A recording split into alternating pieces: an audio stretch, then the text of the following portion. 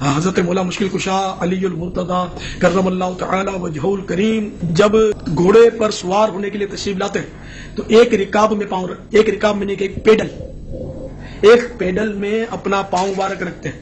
تو ایک پیڈل پر پاؤں رکھا اور دوسرے پیڈل پر جب پاؤں رکھتے تھے تو اسی قلیل ترین سیکنڈوں میں پورا قرآن پاک پڑھ لیتے تھے. یہ مولا مشکل جی کرامت ہے آپ کی، شیر خدا جی یا علی، سبحان اللہ. ہاں ان کی کرامت ہے.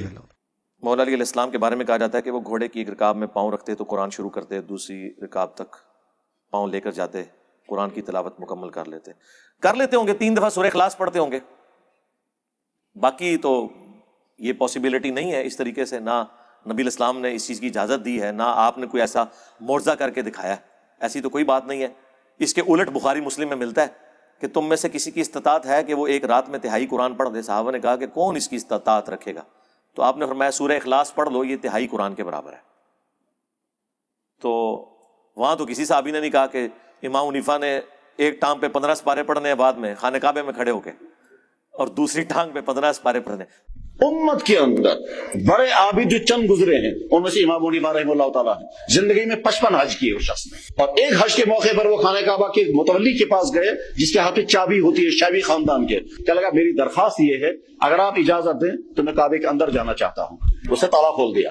امام حنیفہ رحمہ اللہ تعالیٰ اندر چلے گئے، ایک ٹانگ اوپر اٹھا کر کے قرآن کریم کی تلاوت شروع کی. آدھا قرآن پڑھا، ایک ٹانگ پر کھڑے ہو گئے. اس کے بعد پھر دوسری رکوع کیا، پھر دوسری ٹانگ نیچے رکھی، پھر ایک ٹانگ اوپر اٹھا کر کے پھر آدھا قرآن کریم پڑھا اور سلام پھیرنے کے بعد کہا یا اللہ اور کچھ نہیں چاہتا ہوں، صرف مجھے معاف کر دیجیے. فرماتے ہیں 15 سال میں نے اس طرح گزارے، عشاء کی نماز کے بعد اپنے حجرے میں جاتا، کھونٹی ایک گاڑی ہوئی تھی دیوار میں، کچھ بھی سمجھ لیں ہک لگایا ہوا، اس کو پکڑ لیتا اور ایک ٹانگ اٹھا لیتا، بسم اللہ الرحمن الرحیم سورہ فاتحہ سے قرآن پڑھنا شروع کرتا، اور اٹھائی ہوئی ٹانگ زمین پر اس وقت رکھتا تھا جب پورا قرآن ختم کر لیتا تھا. اچھا مجھے نہیں سمجھ آتی یہ ایک ٹانگ اور دوسری ٹانگ کا ذکر کیوں کرتے ہیں؟ مطلب کوئی ان کو کوئی کرتب باز، کوئی جگلر بنانے کی کوشش کرتے ہیں. نبی علیہ السلام نے کبھی ایک ٹانگ کے اوپر ایک نماز اور دوسری ٹانگ پہ دوسری نماز پڑھی ہے؟ اچھا لوگ کس طرح فخر سے اسے بیان کر رہے ہوتے ہیں. 15 سپارے ایک لاتوتے اور 15 اکتے پڑھے. یار بھائی 2 لتاں استعمال کرو، کسی نے منع کیتا ہے؟ لیکن میں آپ کو بتاؤں کہ ایسی باتوں کرامت بولتے ہیں. اس میں زیادہ تھکنے کے چانس ہیں. آپ ایک ٹانگ کے اوپر اگر 15 سپارے پڑھیں، بلکہ جو بیان کر رہے ہیں نا انہیں کہ آپ سے ہم سپارے نہیں ڈیمانڈ کرتے، یہ ایک سپارہ پڑھنے میں آدھا گھنٹہ لگتا ہے، تو 15 پارے آلموسٹ 7.5 گھنٹے بنے. 7 گھنٹے تو تے پہلے ایک لاتے کھلو کے 10 نہ منو یار نہ کر، خالی نہیں کھڑا ہوا جاتا. اور یہ کون سی سنت ہے؟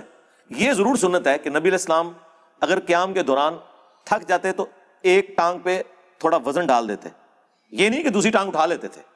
نماز کا ایک پروٹوکول ہے، آپ نے اللہ کے سامنے اس طریقے سے کھڑا ہونا ہے کہ اس کا پروٹوکول ہو.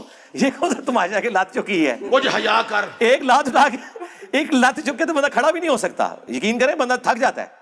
یہ ہو سکتا ہے کہ دوسرے آدمی کو رسی یوں پکڑی ہوئی ہو، خالی ایک ٹانگ پہ کون کھڑا ہو سکتا ہے یار؟ لیکن میں آپ کو بتاؤں کہ ایسی باتوں کرامت بولتے ہیں. ہاں جس کی 4 ٹانگیں ہیں نا وہ کھڑا ہو سکتا ہے 3 ٹانگوں پہ، 2 ٹانگوں والا تو ایک ٹانگ پہ نہیں کھڑا ہو سکتا. سیدھی سی بات ہے یار. بخاری مسلم دونوں میں حدیث ہے، نبی علیہ السلام ایک دفعہ گھر میں داخل ہوئے تو آپ نے ایک رسی لٹکی ہوئی دیکھی. آپ نے فرمایا یہ رسی کس نے لٹکائی ہوئی ہے؟ تو بتایا گیا آپ کی بیٹی جو زینب ہے نا وہ عبادت کرتی ہیں اور اپنا جوڑا جو ہے نا اس سے باندھ لیتی ہیں نماز پڑھنے کے دوران، تاکہ جب نیند آئے اور جھٹکا لگے اور آنکھ کھل جائے. آپ نے فرمایا کھولو رسی. یہ کون سا طریقہ ہے؟ نماز اس وقت تک پڑھو جب تک کہ تمہاری طبیعت تمہارا ساتھ دے، نفلی نماز، اس کے بعد آرام کرو.